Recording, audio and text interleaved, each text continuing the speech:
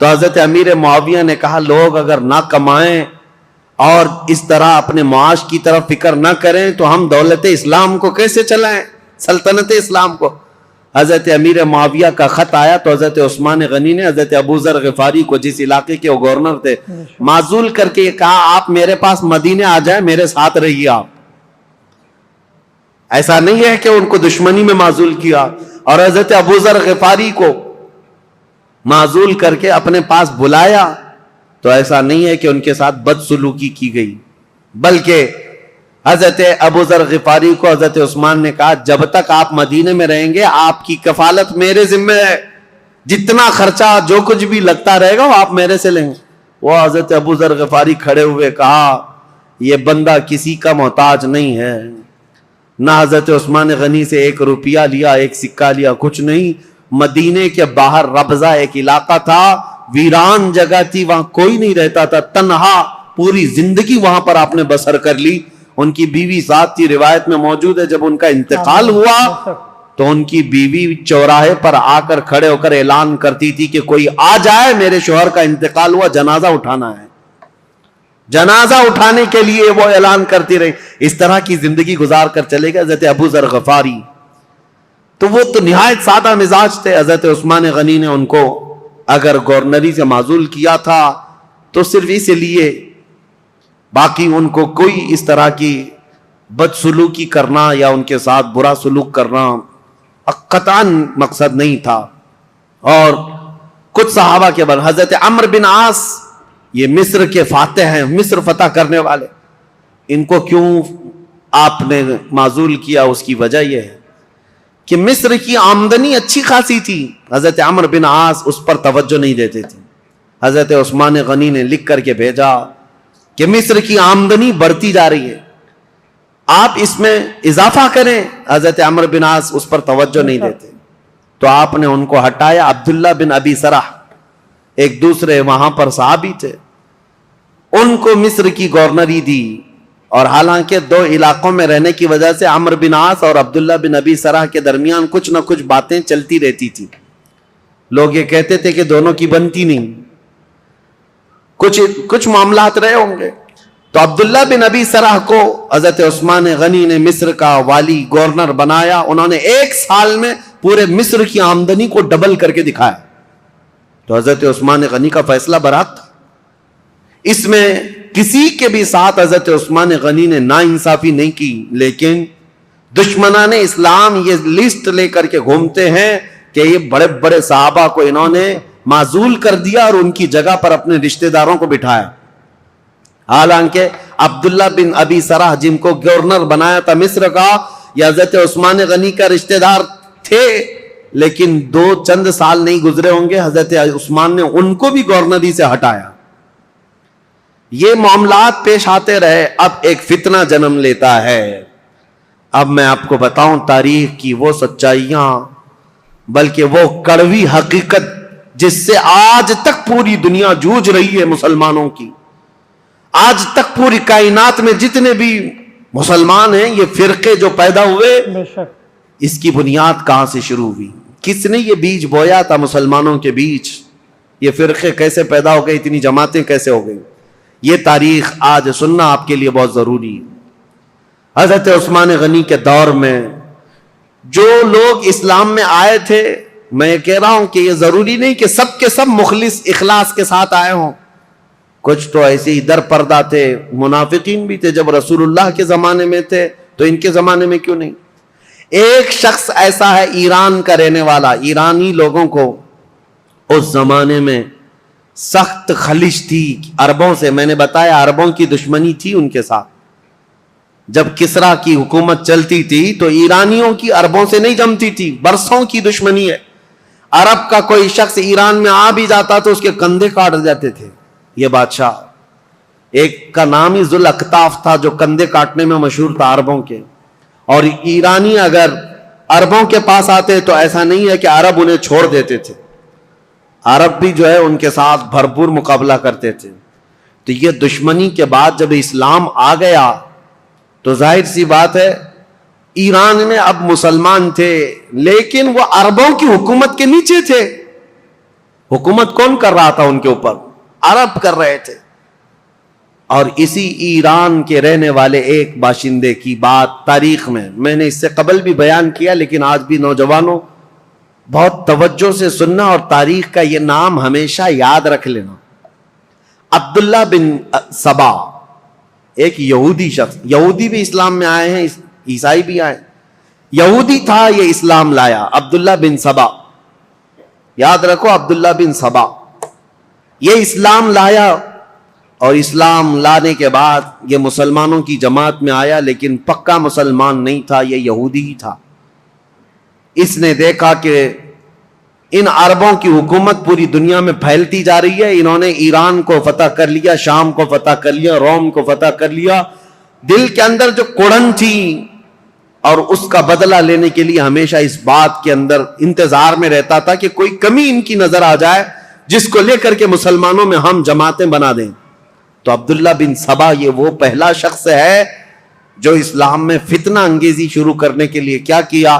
حضرت عثمان غنی کی کمیاں گنانا شروع کیا جماعتوں میں جا جا کر کے. اس کی فتنہ انگیزیاں جب بصرہ میں پہنچی، بصرہ ایک شہر ہے عراق کا، تو حضرت مغیرہ بن شعبہ وہاں پر موجود تھے، تو انہوں نے اس کو شہر بدر کر دیا، وہاں سے نکال کر بھیج دیا. وہ کوفہ آیا، کوفہ کے جو والی تھے ان کو بھی، سعید بن عاص، ان کو جب خبر ملی تو کوفہ سے بھی اس کو بھگا دیا گیا. عبداللہ بن سبا اب مصر پہنچا. مصر آنے کے بعد مصر کے نئے جو لوگ اسلام میں آئے تھے ان کے دلوں میں یہ بات ڈالنا شروع کیا کہ عثمان جو ہے ایک کمزور خلیفہ ہیں اور صرف رشتہ داروں کا خیال کرتے ہیں. اپنے رشتہ داروں کے لیے وہ بہت زیادہ پیسہ بھی دے دیتے ہیں، نذرانے بھی دیتے ہیں، جبکہ حضرت عثمان غنی اپنے رشتہ داروں کو جو مال دیتے تھے وہ بیت المال سے نہیں، وہ اپنے جیب خاص سے دیتے تھے. ان کا مال ہی اتنا تھا، وہ دیتے تھے، نوازتے تھے. اب میں آپ کو بتاؤں، عبداللہ بن سبا کا یہ فتنہ اثر کرنے لگ گیا لوگوں میں، مسلمانوں میں یہ بات آنے لگ گئی اپنے خلیفہ کے متعلق. اب انقلاب انقلاب نام سے کچھ نعرے شروع ہو گئے. کہاں پر؟ کوفہ میں انقلاب کے نام سے نعرے شروع ہوئے. حضرت سعید بن عاص. السلام علیکم ورحمۃ اللہ وبرکاتہ. مفتی صاحب کی اس ویڈیو کو آپ زیادہ سے زیادہ شیئر ضرور کریں. ایک صحابی ہیں، وہ کوفہ کے گورنر تھے، انہوں نے دیکھا یہ کوفہ میں کیا ہو رہا ہے، لوگ روزانہ جیسے یہ پلے کارڈ لے کر کے اتر جاتے ہیں. اس زمانے میں وہ احتجاج کرتے رہتے تھے کہ ہم کو ایک نئی چیز چاہیے، تبدیلی چاہیے، انقلاب چاہیے. تو سعید بن عاص نے حضرت عثمان کو یہ لکھ کر بھیجا، کوفہ والے شاید مجھے پسند نہیں کرتے ہیں، یہ ابو موسیٰ اشعری کو پسند کرتے ہیں. تو حضرت عثمان غنی نے ان کو معزول کر دیا. سعید بن عاص کو کہا کہ تم اتر جاؤ، کوفہ والوں کی پسند کے مطابق ابو موسیٰ اشعری کو گورنر بناؤ. گورنر تو بنایا، لیکن کوفہ والوں کی وہ خواہش نہیں تھی. ابو موسیٰ اشعری بھی گورنر بنے، لیکن فتنہ ٹھنڈا نہیں ہوا.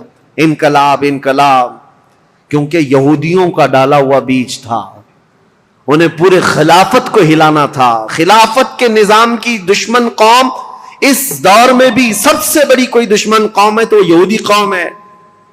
میں آپ کو بتاؤں، مولانا محمد علی جوہر، مولانا شوکت علی، یہ آزادی کے موقع کے جو مشہور نام ہے، آپ کو پتا ہوگا، ان کی کتاب میں ایک بات انہوں نے لکھی ہے. وہ خلافت جب ختم ہو رہی تھی، ترکی کی خلافت عثمانیہ، اگرچہ نام سے خلافت قائم رہی، اور جب وہ ختم ہو رہی تھی تو یہ بیچارے دوڑ رہے تھے، بھاگ رہے تھے کہ نہیں، خلافت کو قائم کرنا ہے کسی نہ کسی کو. اور خلافت کمیٹیاں ہندوستان میں بھی بنائی تھی، بھائی کلہ میں آج بھی موجود ہے خلافت ہاؤس، یہ اس دور کا بنا ہوا ہے. اور آج بھی میلاد شریف کا جلوس جو ہے وہ خلافت ہاؤس سے نکلتا ہے. ممبئی والوں کو پتا ہے، نہیں پتا معلوم نہیں. خلافت ہاؤس آج بھی ہے بھائی کلہ میں. خلافت کو قائم کرنے کے چکر میں وہ دوڑتے رہے. کیوں؟ ان کی بتائی ہوئی ایک بات بتا رہا ہوں. یہودیوں نے کہا تھا، ایک بڑے یہودی دانشور نے ان سے کہا تھا، ہمیں مسلمانوں کی نماز سے، ان کے زکوٰۃ سے، ان کی قربانیوں سے، ان کی ٹوپی داڑھی سے، ان کی مسجدوں سے کوئی بھی نفرت نہیں، کوئی مذائقہ نہیں. وہ جتنی نمازیں پڑھنا ہے سب پڑھیں، لیکن ہم چاہتے ہیں مسلمانوں میں دو باتیں کبھی نہ آئیں. ایک، دو لفظ کبھی نہ آئیں. یہودی یہ چاہتے ہیں مسلمانوں کی زبان پر دو لفظ کبھی نہ آئیں. ایک جہاد کا لفظ نہ آئے، دوسرے خلافت کا لفظ نہ آئے. پوری دنیا سے انہوں نے یہ دو ناموں کو مٹانے کے لیے ایڑی چوٹی کا زور لگایا. یہودی آج سے نہیں، عبداللہ بن سبا کے زمانے سے. عبداللہ بن سبا یہ وہ فتنہ ہے جو خلافت کو ہلانے کے لیے آیا تھا. پوری خلافت کو وہ مدینہ طیبہ کی درہم برہم کرنا چاہتا تھا. اس کے لیے وہ فیلڈ بنانا شروع کیا. اور آپ کو پتا ہے اسی طرح کا یہودی تھا لارنس آف عربیہ جس کو کہتے ہیں، جس نے خلافت عثمانیہ کو ہمیشہ کے لیے اس دنیا سے ختم کیا ہے. عربوں کو اٹھایا ترکیوں کے خلاف اور پورے عرب میں ایک ایسا فتنہ مچایا. لارنس آف عربیہ جو انگلینڈ کا باشندہ، وہ عربی اتنی اچھی بولتا تھا کہ جو اصل عرب ہے وہ نہیں بول پاتے تھے. اور عربوں میں رہ کر کے ان کے مزاج میں یہ بات ڈالا تھا کہ تم عرب ہو اور ترکی تم پر آ کر حکومت کرتے ہیں.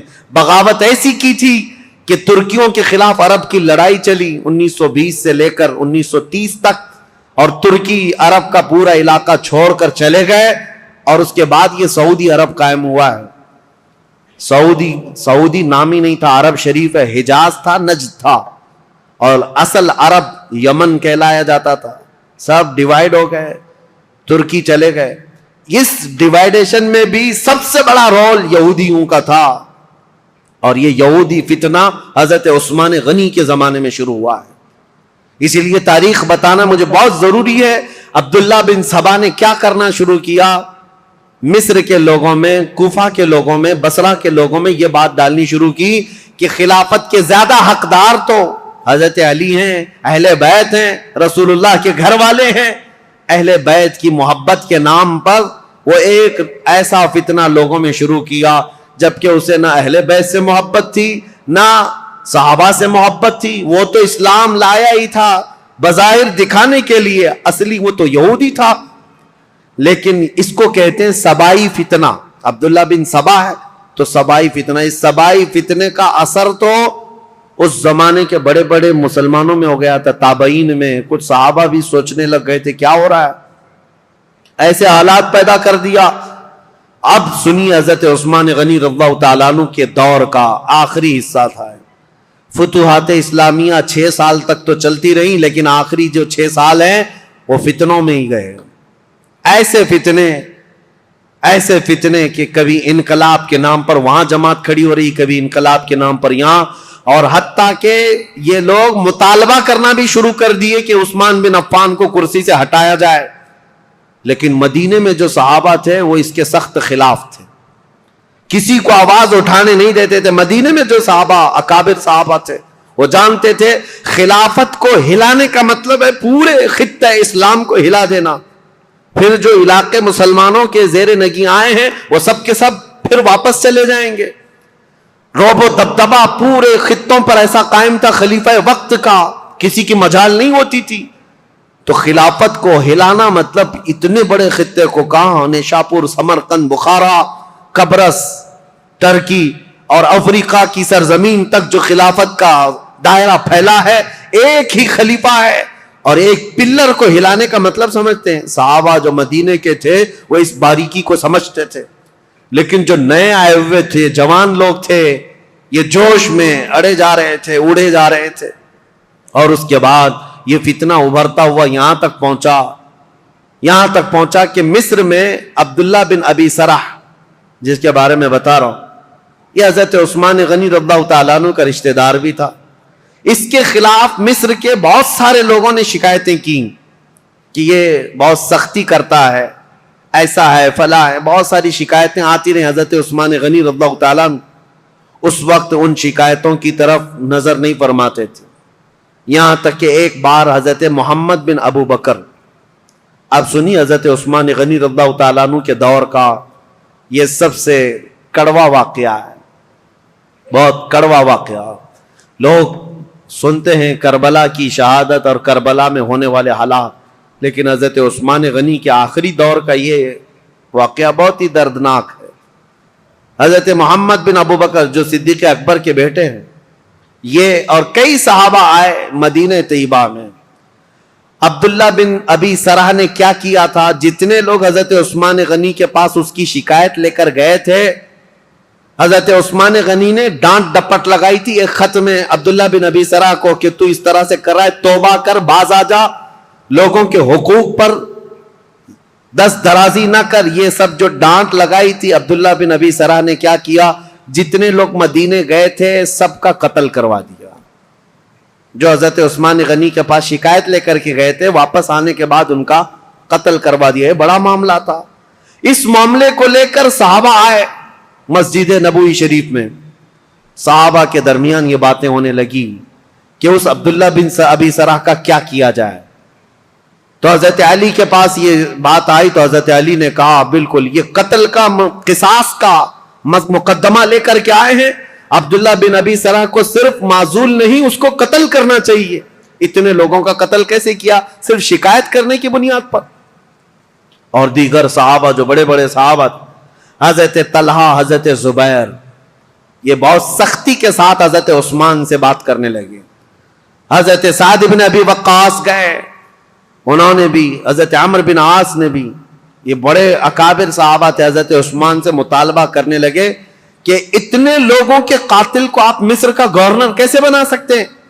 حضرت عثمان غنی نے سب کی بات سنی، اور آپ کے اوپر یہ بار بار دباؤ ڈالا جاتا تھا، وہ آپ کا رشتہ دار ہے، اس کی وجہ سے آپ اسے معزول نہیں کرتے، بنو امیہ کا ہے اس لیے آپ اس کے گورنری سے نہیں ہٹاتے. حضرت عثمان غنی نے کہا سارے صحابہ کے اوپر میں چھوڑ دیتا ہوں، آپ جس کو مناسب سمجھے اس کو گورنر بنائیں، میں خط لکھ دیتا ہوں.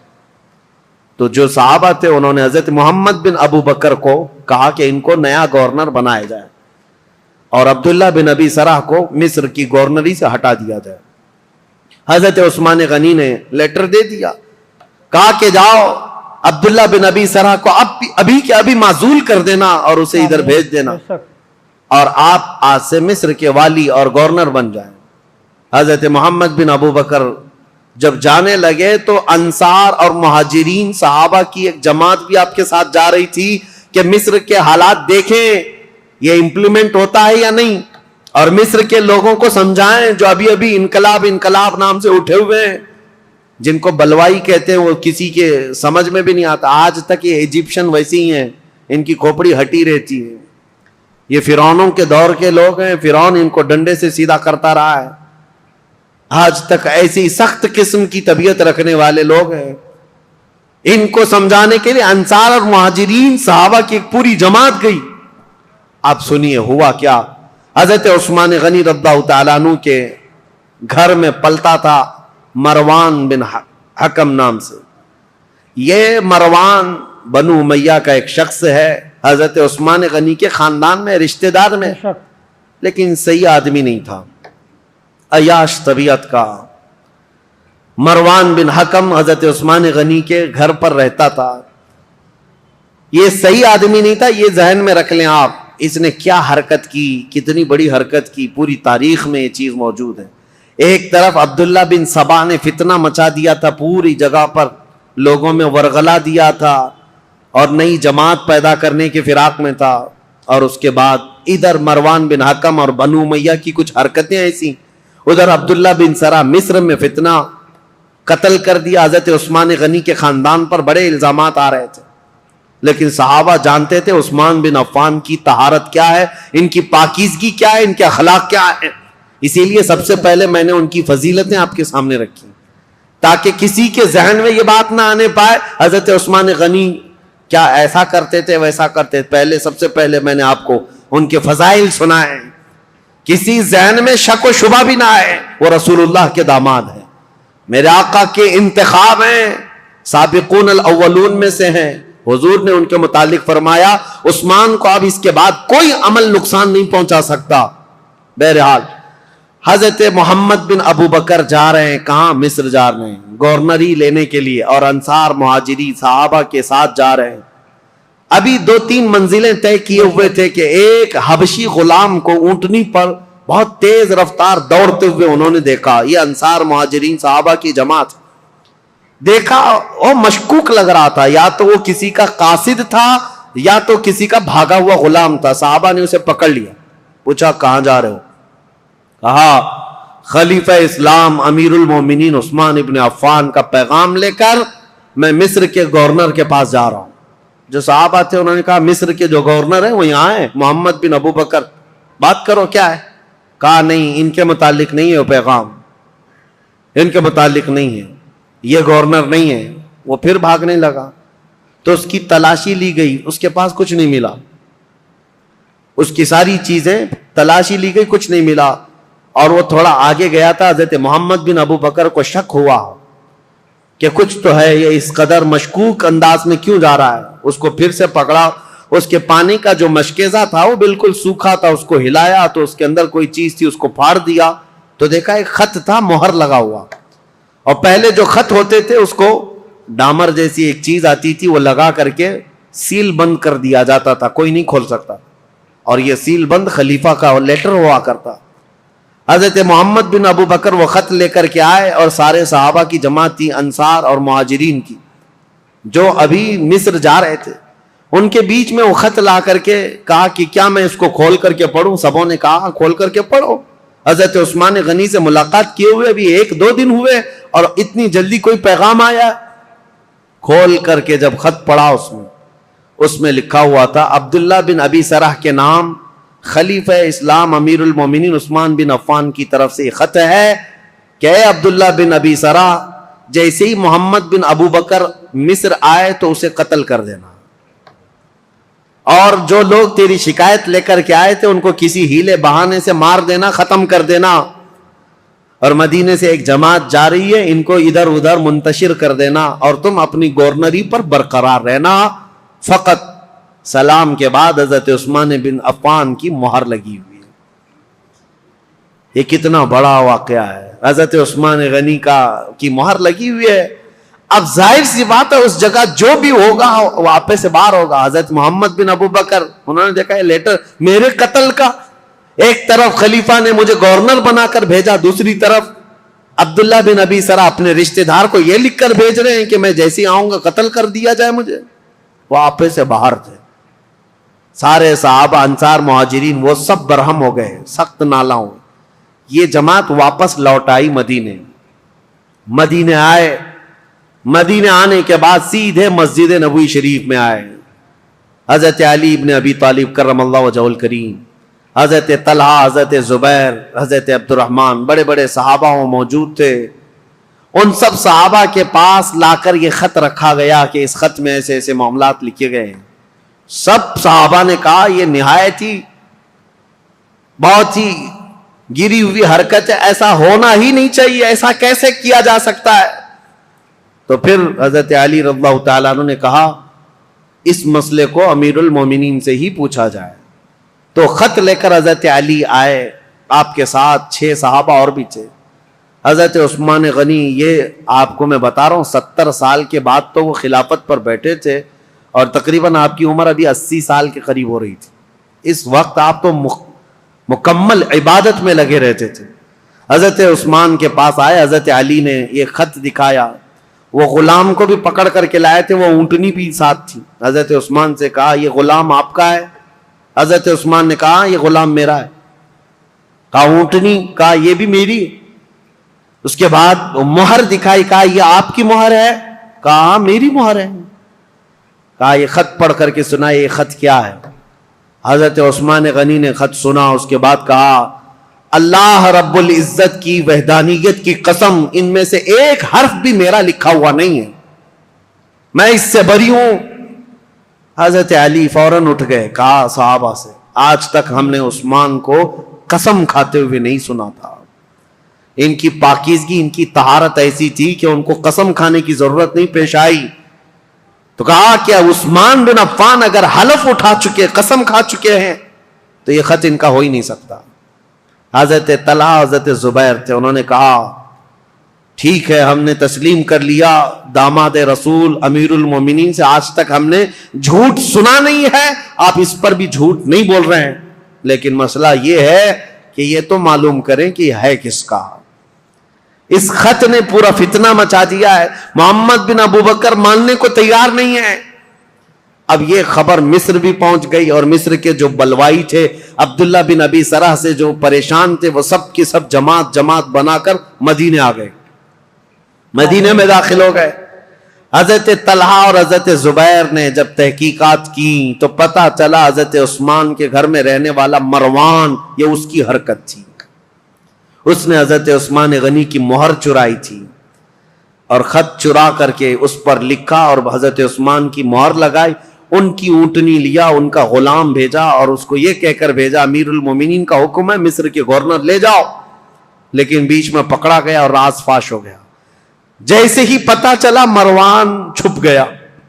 اب مسئلہ یہ تھا کہ حضرت طلحہ حضرت زبیر اور بڑے صحابہ نے کہا عثمان ابن عفان سے, کہا اس نے اتنی بڑی حرکت کی ہے لہذا مروان کو آپ ہمارے حوالے کر دیں.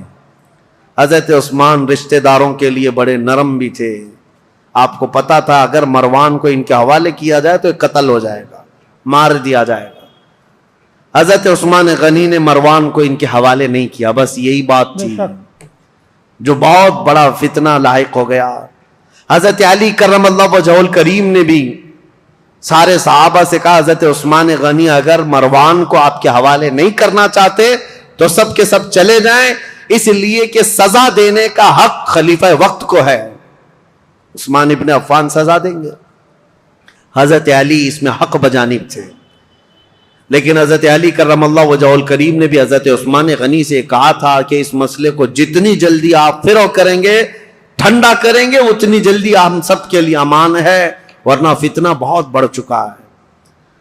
اب حضرت عثمان غنی رضی اللہ تعالیٰ عنہ سے جب صحابہ نکل گئے تو یہ مصر کے جتنے بلوائی تھے یہ سب کے سب حضرت عثمان غنی کے گھر کے اطراف محاصرہ کر لیے. اور حضرت عثمان غنی کے گھر کے اطراف کیوں کھڑے تھے صحابہ پوچھتے تو یہ کہتے مروان ان کے گھر میں چھپا ہوا ہے, جب بھی نکلے گا ہم اسے ماریں گے. ہم خلیفہ وقت کے خلاف نہیں ہیں, مروان کو ہمارے حوالے کرے. حالانکہ مروان کب کے ان کے گھر سے بھاگ کر ملک شام جا چکا تھا, حضرت عثمان کے گھر میں تھا بھی نہیں. لیکن یہ بلوائی اسی انتظار میں کہ مروان گھر کے اندر ہے محاصرہ کر کے رکھا. کتنے دن, 40 دن تک چلا تھا یہ محاصرہ. اور حضرت عثمان غنی پر ایک دانہ پانی بھی اندر جانے نہیں دیتے تھے. بے شک سیدہ ام المومنین حضرت حفصہ حضور کی زوجہ ہے, وہ پانی کا مشکیزہ لے کر حضرت عثمان غنی کے پاس جا رہی تھیں پانی پلانے کے لیے. ان کے خچر پر جو مشکیزہ رکھا تھا ان بلوائیوں نے تیر مار مار کر کے مشکیزہ پھوڑ دیا اور پورا پانی بہا دیا.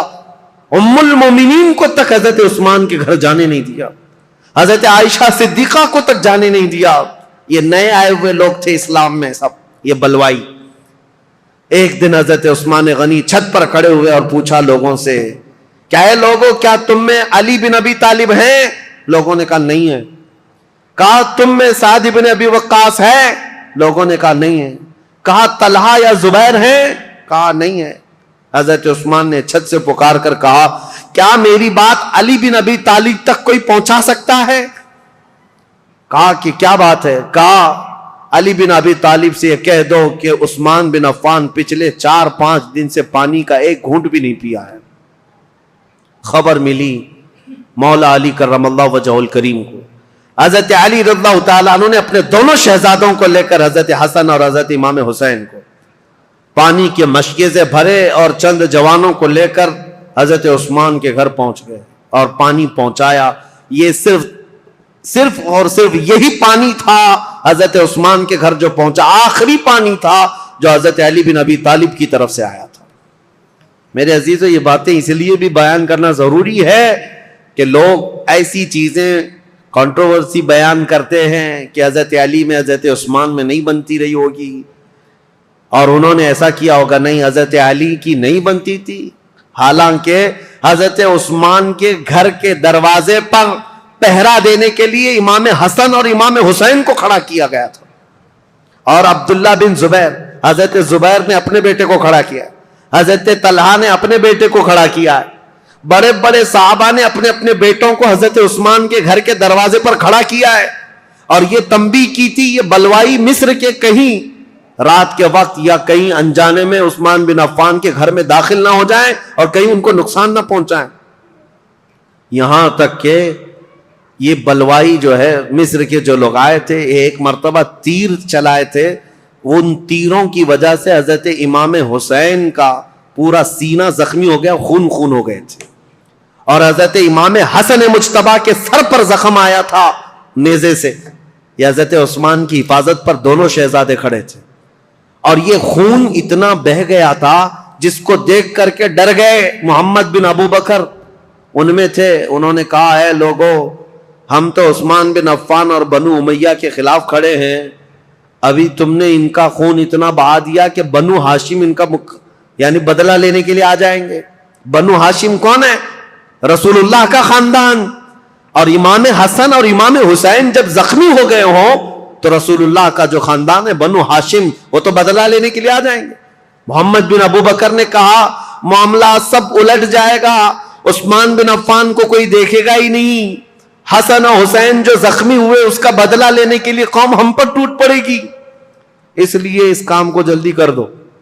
محمد بن ابو بکر اور چند لوگ چھت پھلان کر کے حضرت عثمان غنی کے گھر کے اوپر سے اندر داخل ہوئے.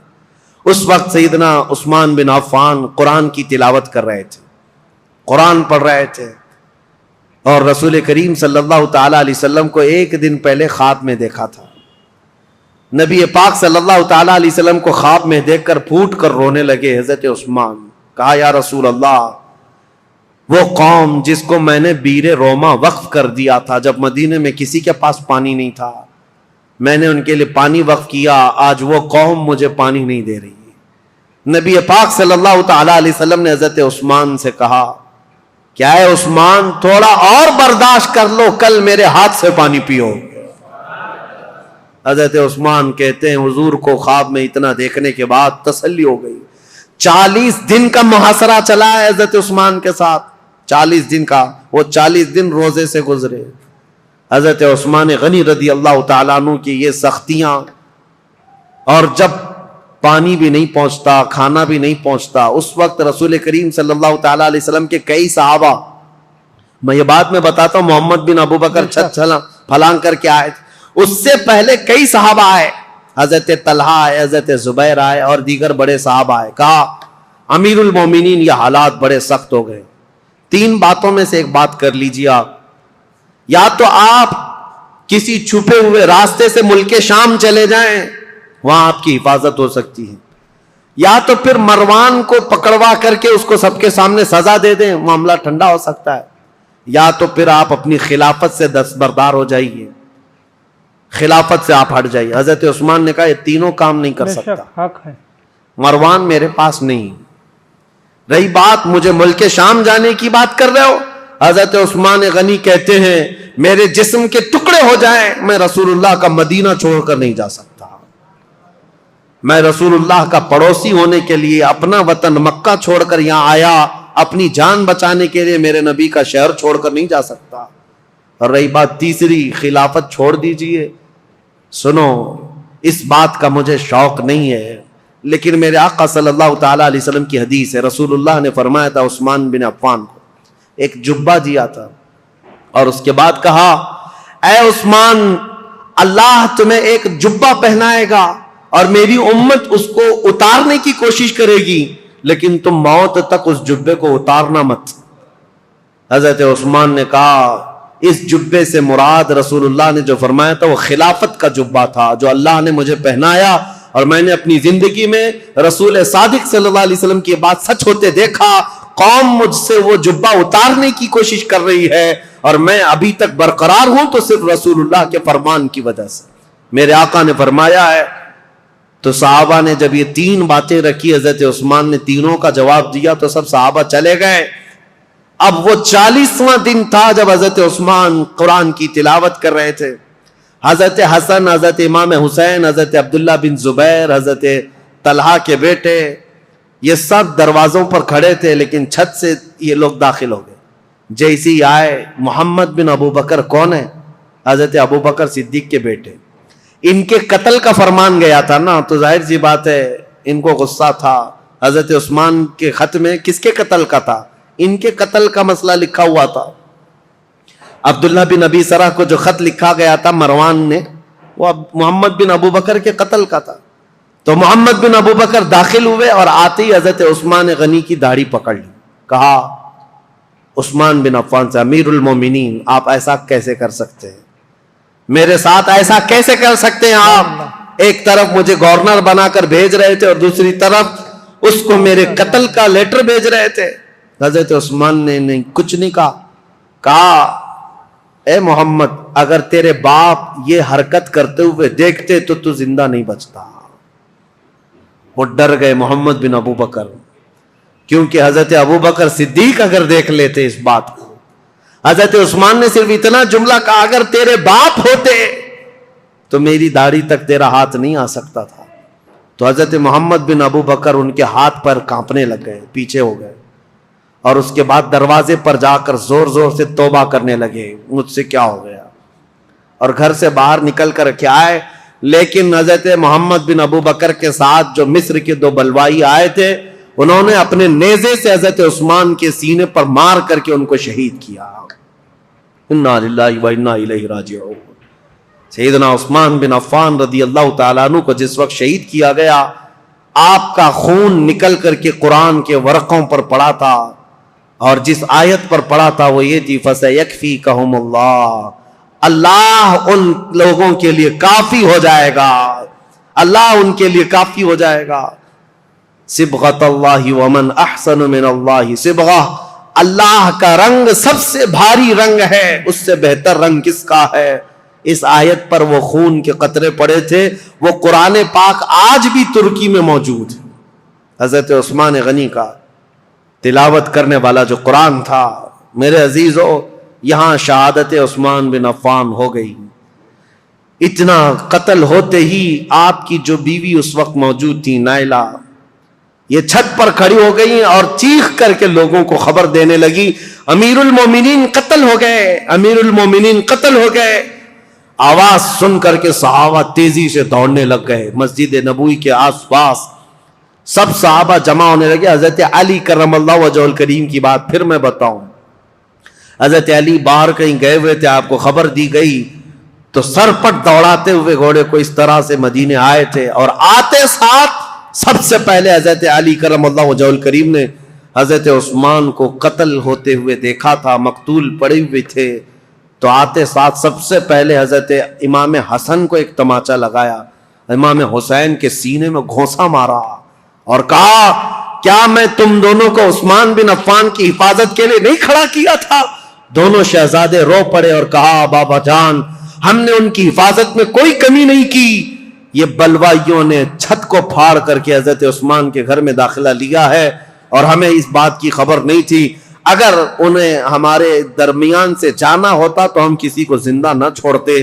حضرت علی کرم اللہ وجہہ الکریم سے دوسرے صحابہ نے کہا آپ اپنے شہزادوں کا مواخذہ نہ کریں, اس لیے کہ یہ سارے اپنی حفاظت کے کام مکمل کما حقہ ادا کرتے رہے. اس کے بعد حضرت محمد بن ابو بکر کو طلب کیا حضرت علی نے.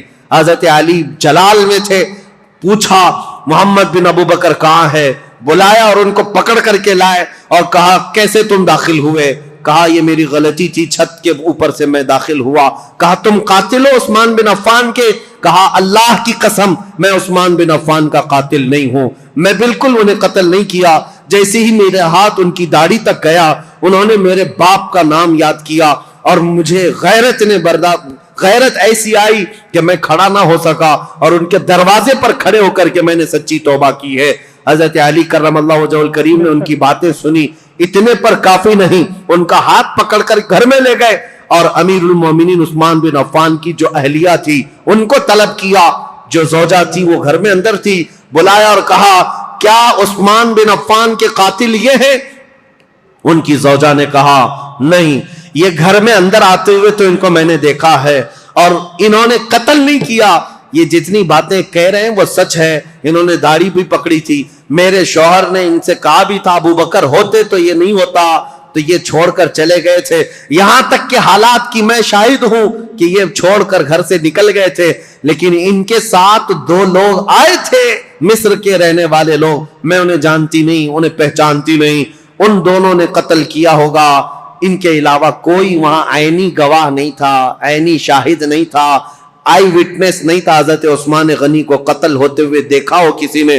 حضرت علی کرم اللہ وجہہ الکریم باہر آئے, یہ اسلام میں پیدا ہونے والا سب سے پہلا فتنہ تھا. حضرت سعد بن ابی وقاص نے کہا اسلام کا دروازہ فتنوں کے لیے کھول دیا گیا ہے. عثمان بن عفان کے قتل کے ساتھ اب یہ دروازہ قیامت تک نہیں بند ہو سکتا. فتنوں کا دور جو شروع ہوا ان کے قتل کے ساتھ آج تک چل رہا ہے. اور میں نے عبداللہ بن سبا کا جو نام لیا تھا وہ اس لیے کہ اس نے مولا علی کرم اللہ وجہہ الکریم کی حمایت میں ایک جماعت پیدا کی اور لوگوں کو اکسایا ورغلایا اور ایک ایسی جماعت پیدا کی جن کو رافضی کہتے ہیں, غلو کرتے ہیں. وہ صحابہ کو گالیاں دینے لگے, عثمان بن عفان کو گالیاں دینے لگے اور حضرت علی حضرت حسنین کریمین کی شان میں غلو کرنے لگ گئے اور گڑ گڑ کر کے نئی نئی حدیثیں بنانے لگ گئے. یہ فرقہ جو پیدا ہوا اسلام میں یہ عبداللہ بن سبا کا ڈالا ہوا بیج تھا. اور آج بھی اہل تشیع جو شیعہ حضرات وہ عبداللہ بن سبا کو برا بلا نہیں کہتے, بلکہ اس کا تو بہت بڑا مزار بنایا ہوا, وہ فتین شخص کا بہت بڑا مزار بنایا اور اس کا احترام کرتے ہیں, اس کو برا بلا کہنے بھی نہیں دیتے.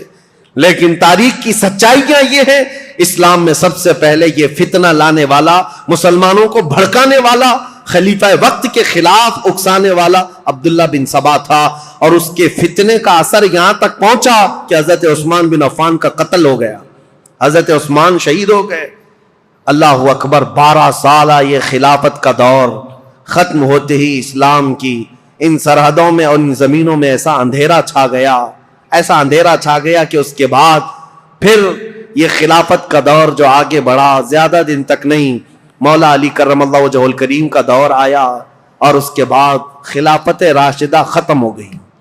میرے آقا صلی اللہ تعالی علیہ وسلم کی حدیث ہے الخلافت بعدی 30 ثم الملوک, میرے بعد 30 سال خلافت چلے گی, اس کے بعد بادشاہ آئیں گے.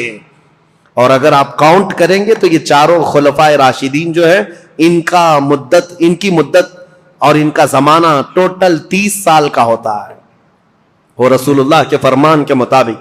لیکن ان چاروں خلفاء میں سب سے لمبا زمانہ اگر کسی کو ملا ہے تو عثمان بن عفان کو ملا ہے. حضرت عثمان غنی رضی اللہ تعالیٰ عنہ کی عمر مبارک, ان کے انتقال کے وقت بعض روایتوں میں 82 ہے, بعض میں 80 ہے, بعض میں 79 ہے. بہرحال اور ایک روایت تو 90 سال کی ملتی ہے کہ آپ کے انتقال کے وقت آپ کی عمر 90 سال کے قریب تھی. لمبی عمر بھی پائی اور خلافت کا دور بھی لمبا چلا.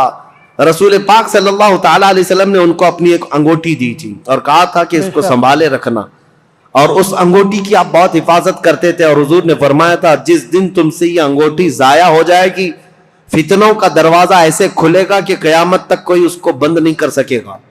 حضرت عثمان غنی کی خلافت کے 6 سال ہوئے تھے. مسجد قباء جہاں ہے آج, وہاں ایک کنواں تھا. حضور صلی اللہ علیہ وسلم اکثر وہاں جب تشریف لے جایا کرتے اپنے پیر اس کنویں میں چھوڑ کر بیٹھتے تھے عصر کے بعد. اور صدیق اکبر حضرت عمر کے زمانے میں بھی یہ سنت چلی آ رہی تھی. حضرت عثمان کو بھی یہ پسند تھا حضور کی اداؤں کا. بے شک جب آپ کا دور تھا وہ بھی اس کنویں کے پاس جاتے تھے اور اس میں پیر لٹکائے بیٹھتے تھے. ایک بار اس کنویں کے پاس بیٹھے تھے, ہاتھ میں کچھ حرکت کیا, انگوٹھی نکل کر کے اس کنویں میں گر گئی.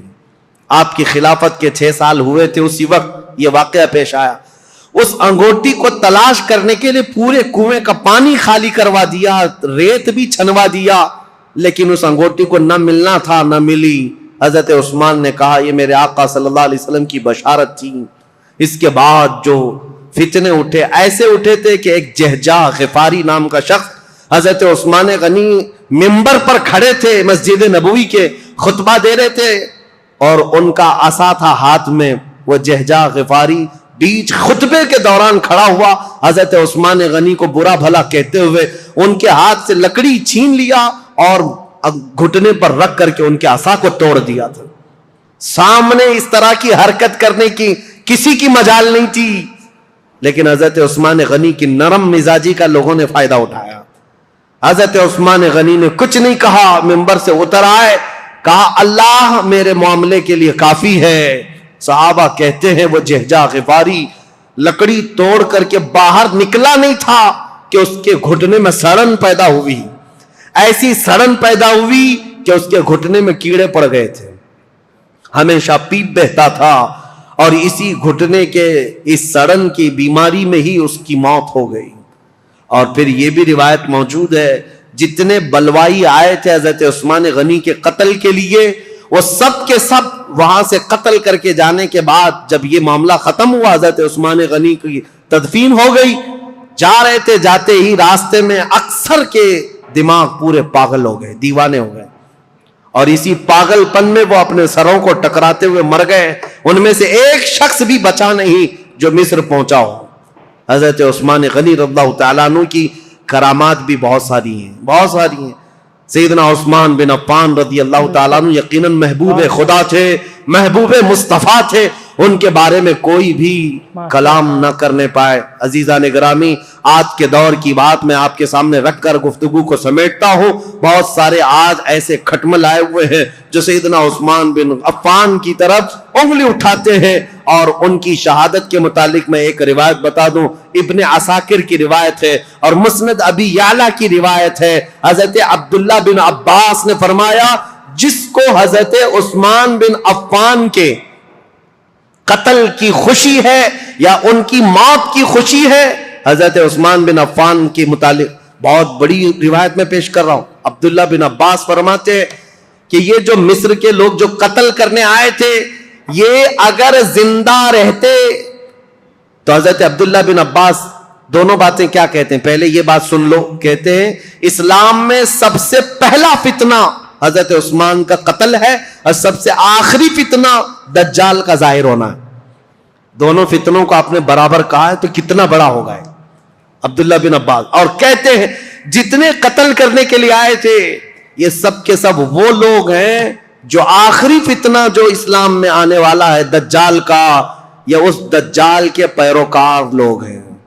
اور فرمایا کہ اگر کوئی ایسا شخص, عبداللہ بن عباس کی روایت صحیح احادیث میں موجود ہے, ابن عساکر کی روایت میں کہہ رہا ہوں, مسند ابی یعلا کی روایت, فرماتے ہیں کہ جس کو عثمان بن عفان کے قتل کی خوشی ہوئی یا ان کی موت کو سن کر کے خوش ہوا, اگر وہ زندہ رہے گا تو دجال کی فوج میں شامل ہوگا, اور اگر مر جائے گا تب بھی وہ قبر میں دجال کے پیروکاروں میں اٹھایا جائے گا.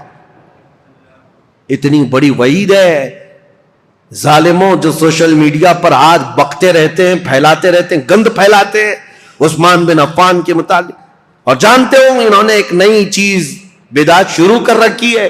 حضرت عثمان غنی کی شہادت کے دن خوشیاں مناتے ہیں, ایک دوسرے کو مبارکبادیاں دیتے ہیں, اور پھر پوچھنے پر یہ کہتے ہیں نہیں ہم ان کی موت کی خوشی نہیں منا رہے, اس دن مولا علی کرم اللہ وجہ الکریم خلیفہ بنے تھے اس کی خوشی منا رہے ہیں. یہ اور بات ہے عزیزان گرامی, نیتوں کا اللہ مالک ہے. اگر مولا علی کرم اللہ وجہ الکریم کی خلافت کی خوشی ہے تو یقیناً پورے کروڑوں مسلمانوں کو ان کی خلافت کی خوشی ہے. لیکن ساتھ میں اگر حضرت عثمان غنی کی موت کی کوئی خوشی مناتا ہے تو حضرت عبداللہ ابن عباس کے فرمان کے مطابق وہ دجال کے پیروکاروں میں ہے, وہ دجال کی فوج میں شامل ہونے والا شخص ہے. اسی لیے اپنی زبانوں کو لگام دو, اپنی عقلوں کو پردے ڈال کر کے جو چاہے بک بک نہ کرو. آج یہ محرم کے دور میں یہ بہت ساری چیزیں آئیں گی, سوشل میڈیا میں ابھی بہت سارے گند پھیلانے لگ جائیں گے, یہ تینوں خلفاء کے بارے میں اور کبھی حضرت امیر معاویہ کے بارے میں, انہوں نے ایسا کیا, انہوں نے ایسا کیا, اور یہ اپنی عاقبت برباد کر رہے ہیں, اپنی آخرت خراب کر رہے ہیں. اس لیے رسول اللہ کے صحابہ کے متعلق میرے عزیزوں مجھے اتنا بیان کرنے کے لیے جتنا میں نے بیان کیا آج, یہ بہت ہی احتیاط والی چیز تھی.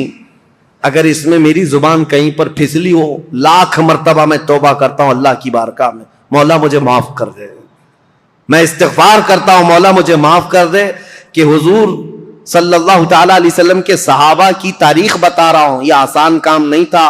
حضرت عثمان کا دور بتانے میں دیگر صحابہ کے بھی معاملات ہیں. حضرت ابو ذر غفاری کو انہوں نے معزول کیا, حضرت عمر بن عاص کو معزول کیا, عبداللہ ابن مسعود کو معزول کیا. بڑے بڑے صحابہ ہیں. ایک طرف عثمان بن عفان ہے, ایک طرف مولا علی کرم اللہ وجہ الکریم ہے. یہ سب صحابہ, حضرت طلحہ اور زبیر نے حضرت عثمان کے ساتھ جا کر سختی سے کیسے پوچھا تھا کہ خط کس کا ہے, یہ سارے معاملات. لیکن اے سنیو, اس مجمع میں, اس پوری تقریر میں میں نے تو بھرپور یہ کوشش کی ہے کسی بھی صحابی کے مقام میں ذرا بھی فرق آنے نہ پائے. کیا آپ کو یہ محسوس ہوتا ہے کہ میں نے کسی کو ٹرول کیا ہے کسی صحابی کے درجے کو گھٹا کر؟ جہاں جس کے مقامات ہیں ہم نے تعظیماً عرض کرنے کی کوشش کی، اس کے باوجود بھی اگر زبان کہیں پھسلی ہے، میں لاکھ مرتبہ توبہ کرتا ہوں مولا کی بارگاہ میں، کسی بھی صحابی رسول کے متعلق مولا ہماری زبان کھلنے سے پہلے ہمیں موت عطا فرما۔ ہم صحابی رسول کے متعلق وہی عقیدہ رکھتے ہیں جو امت کے کبار علماء تابعین اور تمام اولیاء کاملین کا عقیدہ رہا ہے۔ صحابہ اکرام کے متعلق جو عقیدہ میرے غوث کا تھا، سیدنا عبد القادر جیلانی کا، ہم وہ عقیدہ رکھتے ہیں۔ بے شک۔ ویڈیو کو زیادہ سے زیادہ شیئر ضرور کریں۔